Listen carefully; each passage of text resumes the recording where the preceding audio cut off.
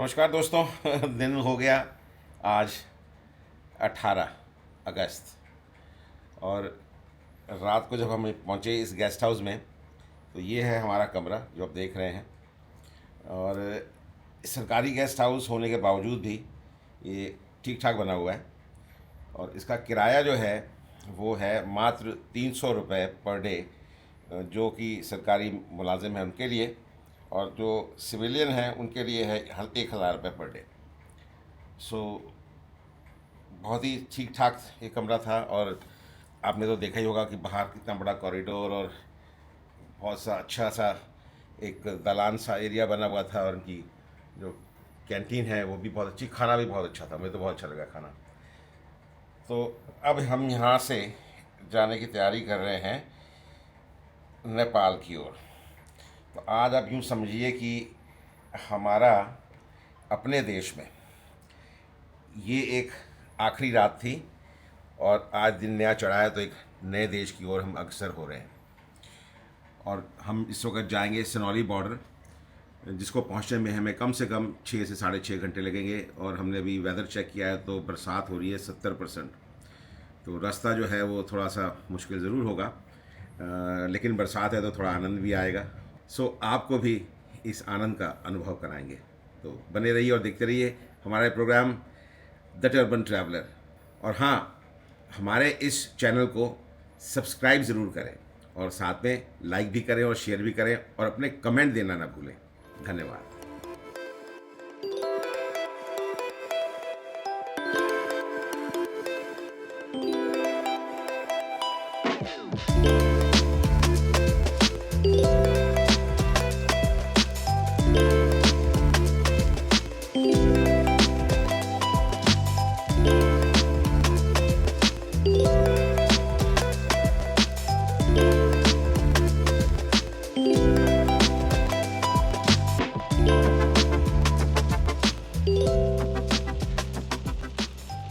बारिश ने की आज हमारे दिन की शुरुआत। इस वक्त आप देख सकते हैं लखनऊ के अंदर काफ़ी तेज़ बारिश हो रही है। और हम जा रहे हैं, यहाँ पर एक टीवी चैनल है NTN, उन्होंने हमें इनवाइट किया है, तो हम उनके पास जा रहे हैं एक पॉडकास्ट या इंटरव्यू, जो भी आप कह सकते हैं, वो देने के लिए। और उनसे हमें ये मालूम पड़ा कि उत्तर प्रदेश में, और ख़ास तौर से उत्तर प्रदेश से लेकर और नेपाल तक का जो रास्ता है, उसके बीच में बहराइच और काफ़ी सारी जो शहर आते हैं, और नेपाल के अंदर एंटर करने से, जो बॉर्डर से उसके पहले के वो एरियाज़, उनमें 7 दिन का अलर्ट जारी हुआ है कि 7 दिन एक भयंकर बारिश होगी यहाँ पर, और फ्लड के भी चांसेस हैं। तो मुझे लगता है कि आज का दिन जो है वो काफ़ी चैलेंजिंग होने वाला है, क्योंकि बारिश रुकेगी नहीं और हम भी नहीं रुकेंगे। तो अब देखते हैं कौन सफल होता है, बारिश या हम।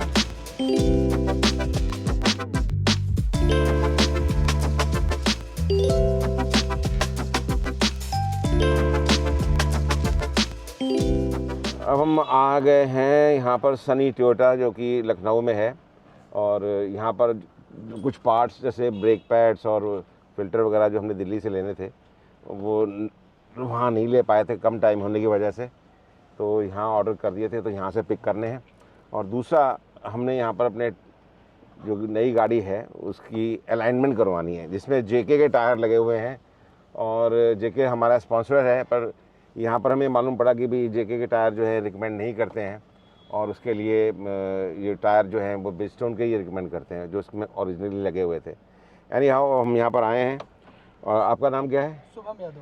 शुभम यादव जी हमारे साथ हैं, और इन्होंने प्रॉमिस किया कि हमारी गाड़ी ये फिक्स करेंगे। तो शुभम, अब गाड़ी आपके हवाले।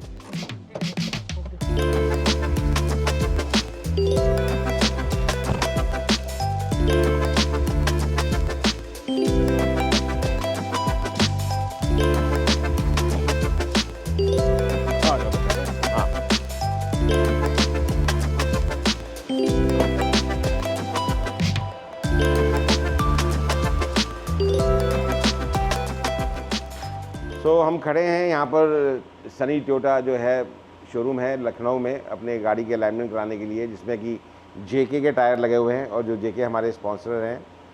पर यहाँ एक बड़ी फ़नी चीज़ है कि इनके कहने के मुताबिक ये जो टायर हैं जिसका जिसका जो पैटर्न है उसके हिसाब से गाड़ी जो है लेफ़्ट लेगी। अब हम यहाँ पर शोरूम में हैं, टोयोटा का शोरूम है, तो ये तो अपने हिसाब से ही बताएंगे। अगर हम जेके के शोरूम पे होते जहाँ पर वो टायर चेंज करते हैं तो वो ज़्यादा अपने तरीके से बता सकते थे। तो अब देखते हैं, यहाँ अगर ये हो जाती है तो ठीक है, नहीं तो फिर अब जेके पे जाएंगे। और क्योंकि वो हमारे स्पॉन्सर हैं तो फिर उनका फ़र्ज़ बनता है कि गाड़ी को प्रॉपर तरीके से फिक्स करें ताकि इसकी अलाइनमेंट ठीक रहे और उनके टायर ख़राब नहीं हो। सो 15-20 मिनट का समय लगा और हमारी गाड़ी की जो अलाइनमेंट है वो यादव जी ने कर दी है। और मीटर पे आप जो इनकी स्क्रीन है उस पर देख सकते हैं कि जो इनकी स्टैंडर्ड जो उनके पैरामीटर्स हैं तो अलाइनमेंट उसके हिसाब से हो गई है। अब ट्रायल पे जाएंगे और देखते हैं कि कितना सक्सेसफुल हुआ ये। तो आइए चलते हैं ट्रायल पे।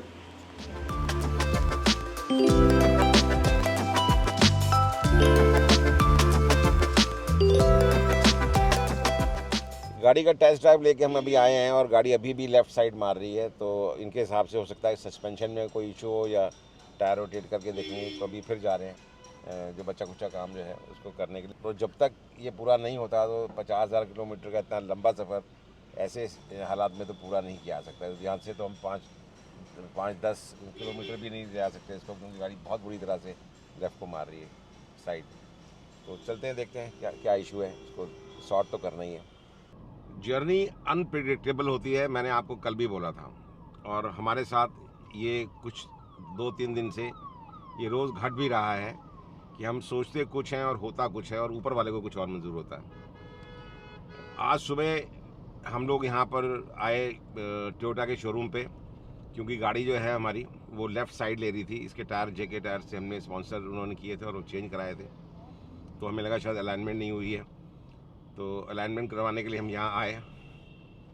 और उसके बाद हमें ये मालूम हुआ कि अलाइनमेंट तो ठीक है, टायर उन्होंने उसमें कोई इशू है तो उन्होंने टायर चेंज किए, क्रॉस करके लगा दिए।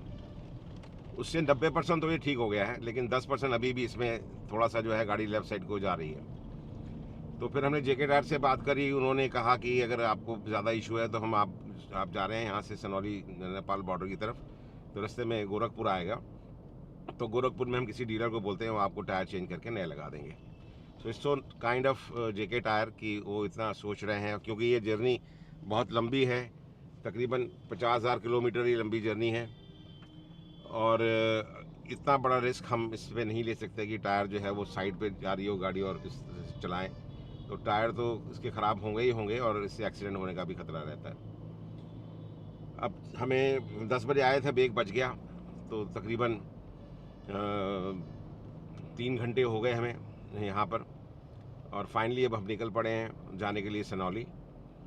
और एक फ़ायदा ये हुआ कि जब हम आए थे तो बड़ी मूसलाधार बारिश हो रही थी और बारिश अब रुक चुकी है और सूरज भी थोड़ा थोड़ा निकल आया बाहर। तो मुझे लगता है कि जो कुछ होता है उसके पीछे कोई ना कोई पर्पस ज़रूर होता है।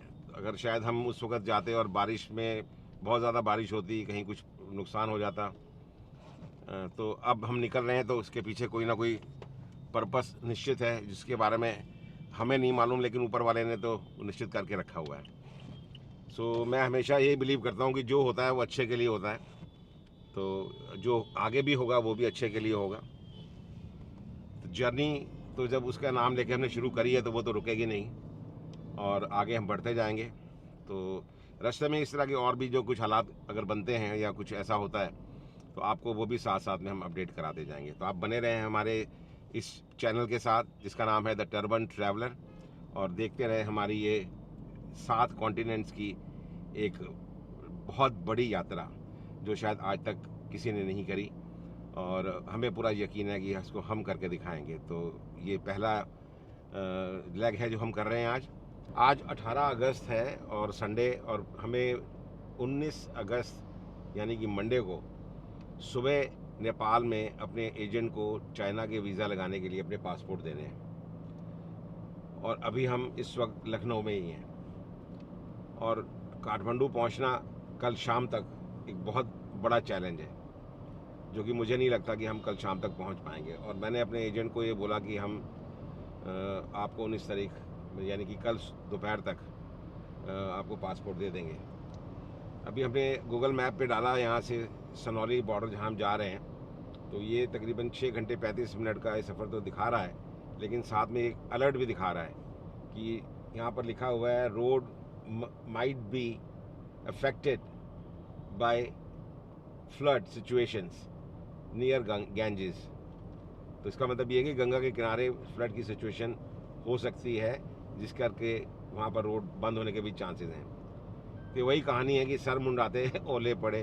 अभी मुश्किल से गाड़ी का टायर का मसला हल हुआ नहीं और ये नया मसला हमारे सामने आ गया। तो इसी को बोलते हैं अनप्रेडिक्टेबल थिंग्स। ये जब आप सफ़र करते हैं तो आपको कुछ नहीं पता कि आप कब पहुँचेंगे और रास्ते में क्या क्या नए तमाशे हमें देखने को मिलेंगे। एनीवे, निकल तो पड़े हैं, अब जाएंगे, देखते हैं कि ये फ्लड सिचुएशन कहाँ आएगी और कैसे हम इसको हैंडल करेंगे और आपको भी दिखाएंगे।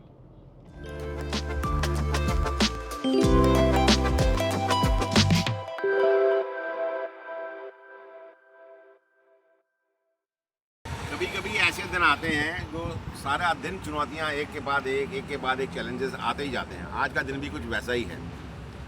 पहले हमने बारिश बुक थी, उसके बाद फिर टायर की अलाइनमेंट का पुख्ता हिसाब किताब, और टायर अभी भी वैसे के वैसे हैं, कोई ख़ास फ़र्क नहीं पड़ा हुआ।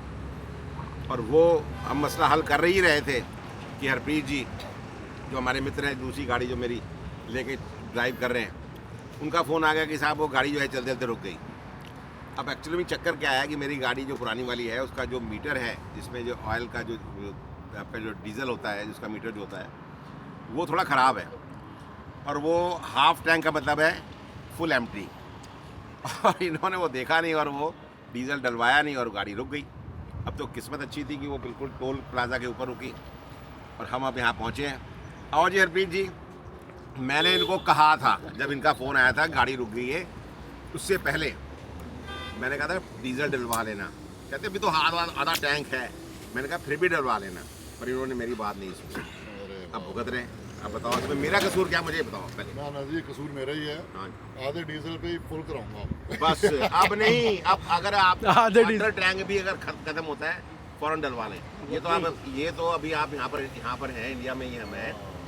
आगे किर्गिस्तान कजाकिस्तान में कुछ इलाके ऐसे भी हैं जहाँ दूर दूर तक डीजल नहीं है। नहीं, और पेट्रोल पंप पे भी डीजल नहीं मिलता है। जेरी कैन भरवा रहे हैं। बिल्कुल। अब कोई हमारे पास 20 लीटर और 10 लीटर 30 लीटर का जुगाड़ है, तो आप भरवा के रखें। माइनस का डीजल डालना पड़ेगा, एंटीफ्रीज तो ये फुल मत कराना। ओके, उधर जाके इसके ऊपर वो फिल कर देंगे। बिल्कुल। चाइना होने के बाद में फिर आगे will come back in order. तो ये भी एंटीफ्रीज वाला चक्कर भी है। अब देखते हैं। हमने तो एंटीफ्रीज वाला डलवाया नहीं था, लेकिन क्योंकि इतनी ठंडी थी, हम गए थे अगस्त में। अब ये अभी भी अगस्त ही है, ये भी अगस्त है। तो देखेंगे अगर एंटीफ्रीज की जरूरत पड़ेगी तो ज़रूर डलवाएंगे। और पहले इसमें तो डलवा लें डीजल। आ जाओ डीजल डालनी सर। हाँ भाई, चल मेरी धनो डालो गब्बर सिंह। ये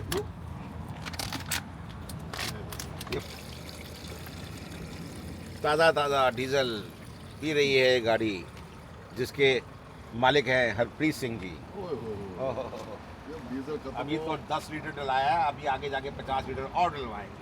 ऐसे डीजल खत्म हो, मालिक बन और 50 लीटर डलवाने के बाद 50 लीटर डलवाने के बाद ऊपर के जो 20 लीटर के टैंक है वो भी भरवाएंगे हरप्रीत जी। ऐसे रोड ट्रिप्स में जब भी आप किसी मुसीबत या प्रॉब्लम में होते हैं तो कोई ना कोई मदद करने के लिए आपकी आ ही जाता है। आज भी कुछ ऐसा ही हुआ। हरप्रीत जी की गाड़ी का जब डीजल ख़त्म हुआ तो फॉर्चुनेटली वो टोल के ऊपर ही थे, और एक सज्जन ये हमारे साथ खड़े, क्या नाम है आपका? सुभाष यादव जी। तो सुभाष यादव जी यहाँ गुजर रहे थे, उन्होंने देखा कि गाड़ी फंसी हुई है तो उन्होंने आके मदद की। और ये दो उनके पास छोटे छोटे जेरी कैंस हैं जिस पे वो अपनी गाड़ी, आप अपनी गाड़ी पे लेके गए थे जी। तो ये अपनी गाड़ी पर जाके पेट्रोल पंप से डीजल भरवा के यहाँ आए हैं, उन्होंने मदद की है। तो आपका बहुत बहुत शुक्रिया। आप कहाँ रहते हैं? ये बाराबंकी ज़िले में। तो आप किसी काम से जा रहे थे? नहीं, मैं तो एक गाड़ी चला रहा हूँ। अच्छा, गाड़ी चला रहे थे। बहुत बहुत धन्यवाद है आपका एक बार दोबारा। तो जब आपकी गाड़ी का डीजल ख़त्म हो जाए, बिल्कुल ख़त्म हो जाए, जब चलते चलते गाड़ी रुक जाए, उस वक्त क्या करना चाहिए, आपको इसकी तरीका विधि समझाते हैं। ये अब ये फॉर्च्यूनर है, तो यहाँ पर ये पंप लगा हुआ है, ऑयल पंप है। तो इस पंप को यहाँ पर आपने हाथ से यूँ दबाना है, ऐसे ऐसे करके, और ये काफ़ी टाइम तक आपको ऐसे करना है, ऐसे नहीं कि 1-2 मिनट में हो जाएगा। तो जब तक 5-7 मिनट आप इसको करेंगे, उसके बाद फिर आपने सेल्फ मारना है, ये फिर नहीं शुरू होगी।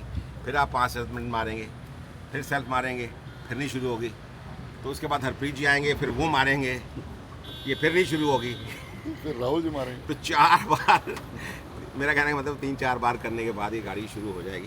तो उम्मीद करते हैं आज भी ऐसा ही हो, 2 पंप पे शुरू हो जाए। मारिए राहुल कुमार जी। मैं अंदर जाके ऑन करने की कोशिश करता हूँ।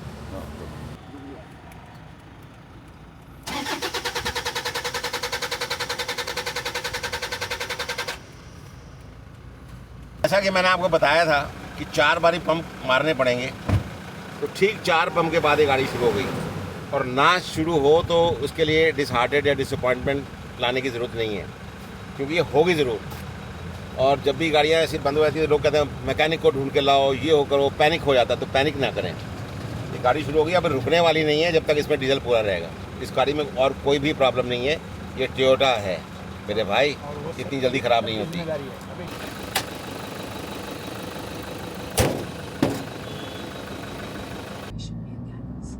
तो एक और मुसीबत का समाधान करने के बाद अब हम निकल पड़े हैं फिर एज़ यूजुअल अपनी मंजिल की ओर।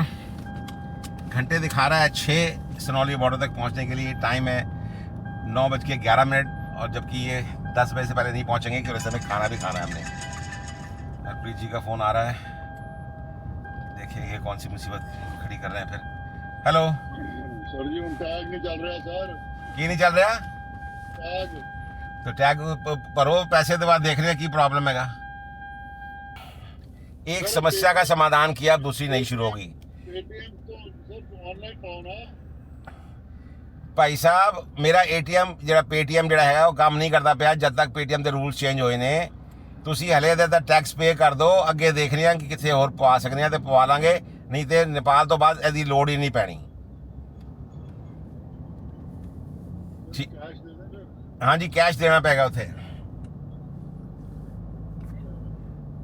अब बताओ, अब अगर टोल टैक्स में अगर उसमें कैश ख़त्म हो गया कार्ड में, अब उसमें क्या किया जा सकता है? हो जाता क्यों कभी? तो आप उसका पे करें और आगे चलें। और वैसे भी नेपाल जाने में अभी यहाँ से जो 300 किलोमीटर कराना है, इसमें कितने टैक्स आ जाएंगे टोल्स? मुश्किल से 4-5। नेपाल के बाद तो इसकी ज़रूरत नहीं पड़ेगी।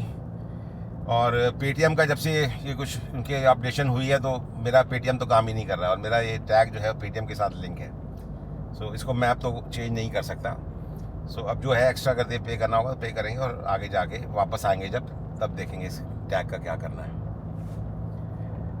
Oh my God, this day is full of challenges. आप क्या विश्वास करेंगे कि सुबह से मैंने ब्रेकफास्ट भी नहीं किया, और मोहित ने भी ब्रेकफास्ट नहीं किया। हम लोगों ने थोड़े थोड़े 1-1, 2-2 बन खाए हैं, और लंच तो ख़त्म ही हो गया, 3:15 बज गए, लंच भी नहीं किया अभी तक। तो सबसे पहले तो पेट पूजा करेंगे, उसके बाद करेंगे कोई काम दूजा, और फिर उसके बाद मिलेंगे एक नई मुसीबत के साथ आपके साथ दोबारा।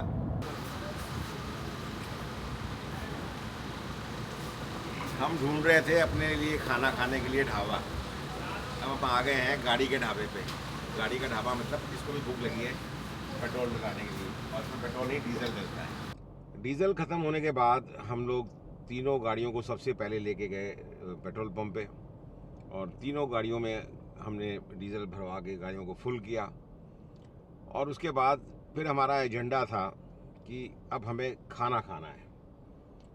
और आप विश्वास नहीं मानेंगे कि खाने को ढूंढते ढूंढते अयोध्या आ गया, और पूरे रास्ते में हमें कोई ढंग का तो बहुत बड़ी बात हो गई, कोई रीज़नेबल सा भी ढाबा या रेस्टोरेंट या ऐसी कोई जगह जो साफ़ सुथरी हो जहाँ बैठ के खाना खाया जा सके नहीं मिली। And this was very disappointing. और मेरे हिसाब से इसमें बहुत बड़ा पोटेंशियल भी है, क्योंकि इस रोड के ऊपर लखनऊ से जो अयोध्या सड़क जाती है वहाँ पर काफ़ी ट्रैफिक है, और अगर यहाँ पर कोई फूड चेन खुले या किसी के खाने का अच्छा रेस्टोरेंट जैसे पंजाब में हमें देखने को मिलते हैं या हरियाणा में देखने को मिलते हैं तो अच्छा चल सकता है, ऐसा मेरा मानना है। खैर अब जैसे हम आगे बढ़े तो सूर्य अस्त हो रहा था, तो उसकी सनसेट का अगर हमने शॉट लेने की कोशिश की तो बड़ा छोटा सा ही शॉट मिला, और फिर हमें दर्शन हुए उस सड़क के जो कि सीधे अयोध्या के मंदिर को जाती है, और उसको हमने कवर किया। और आगे आई फिर सरयू नदी।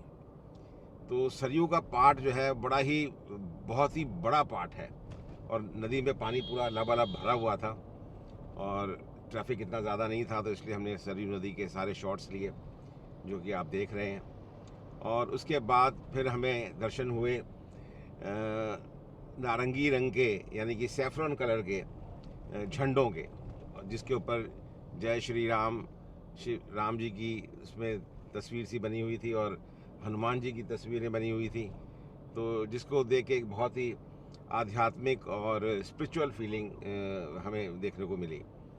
तो वो हमने पार किया, और इस उम्मीद से कि शायद अब आगे कोई रेस्टोरेंट मिलेगा या आगे कुछ हमें जगह मिलेगी, और खाने की कोई भी जगह इस तरह हमें वहाँ पर देखने को नहीं मिली। और करते करते 6:30 बज गए। सनौली अभी भी यहाँ से 4 घंटे का रास्ता है, 176 किलोमीटर, और रात को 10:30 बजे से पहले हम किसी हालत में भी नहीं पहुँच सकते। 5 बजे नेपाल का जो बॉर्डर है सनौली का, वो बंद हो जाता है, ऐसा हमें मालूम पड़ा। तो आज तो बॉर्डर किसी भी हालत में हम क्रॉस नहीं कर पाएंगे, लेकिन बजाय अयोध्या में रुकें या गोरखपुर में रुकते, तो हमने ये निश्चय किया कि हम सीधा सनौली जाएंगे और वहीं पर कोई रेस्टोरेंट देखेंगे और वहीं रात को डिनर करेंगे, और कोई रीज़नेबल सा अगर हमें रहने की जगह मिली तो वहाँ पर हम लोग रात को रुकेंगे, और सुबह अर्ली मॉर्निंग 5:30 बजे जब गेट खुलता है या 6 बजे तो उसको क्रॉस करेंगे। तो ये थी आज की तकरीबन पूरी अपडेट। अब यहाँ से लेकर सनौली तक जो 4 घंटे और हैं, उसमें कोई और अजूबा घट गया या और कोई ऐसा चैलेंज हमारे पास आ गया तो वो भी आपको दिखाएंगे।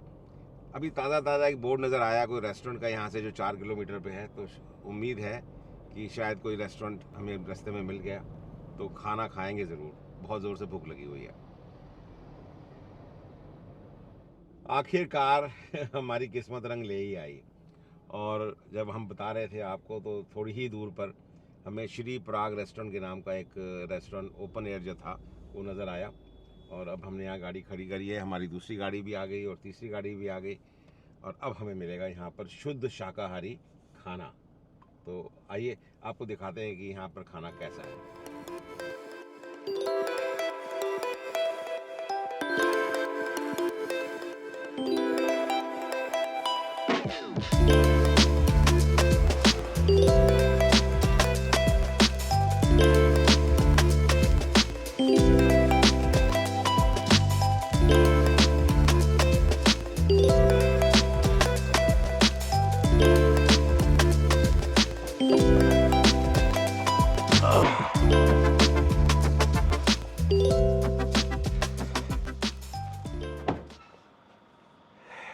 सुबह की तेज़ बरसात और उसके बाद गाड़ी का टायर का मसला, फिर दूसरी गाड़ी का पेट्रोल ख़त्म होना, और उसके ऊपर फ्लड की अलर्ट जो एक बहुत बड़ा थ्रेट था हमारे लिए।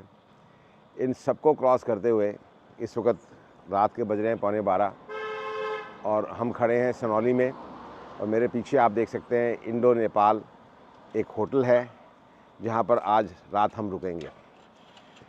इमिग्रेशन जो है जो इंडिया का साइड का, वो यहाँ से बिल्कुल नज़दीक है, कोई 10-15 कदम आगे जाके, और सनौली का जो गेट है जिसको हम बॉर्डर बोलते हैं वो यहाँ से तकरीबन 100 मीटर की दूरी पे है। सो कल सुबह सबसे पहला काम जो हमें करना है यहाँ पहुँच के वो ये है कि 6 बजे यहाँ से बॉर्डर खुलता है, उससे पहले हमें इमिग्रेशन करवाना है, अपना कार्नेट स्टैम्प करवाना है, और फिर यहाँ पर बॉर्डर पे सनौली पे जो नेपाल के साइड पे है, तो उसके बाद फिर सनौली का जो गेट है वो क्रॉस करके वहाँ पर एक भंसार का एक डॉक्यूमेंट होता है, जैसे कि हमारे यहाँ चुंगी होती है, तो उसके कुछ पैसे लगते हैं। उसको पे करने के बाद we will go to the Nepal side immigration, और वहाँ पर भी हमें अपना पासपोर्ट इन करवाना है और जो कार्नेट है उसको भी स्टैम्प करवाना है। तो सुबह का एजेंडा ये है, और उसके बाद फिर हम निकलेंगे सीधा काठमांडू, जो यहाँ से तकरीबन 10 घंटे की दूरी पर है। और रोड्स के बारे में तो सुबह ही मालूम पड़ेगा, जैसा हमें अभी थोड़ा बहुत पता लगा है, रोड्स बहुत अच्छी नहीं है। सो कल शाम तक ही हम पहुँच पाएंगे काठमांडू। ये थी आज की पूरी अपडेट सारे दिन की, और कल आपसे फिर सुबह मुलाकात होगी। तब तक आप देखते रहें हमारे प्रोग्राम द टर्बन ट्रैवलर, हमारे यूट्यूब चैनल और फेसबुक और इंस्टाग्राम पे। और हाँ, इसे सब्सक्राइब और फॉलो और शेयर करना ना भूलें। Thank you.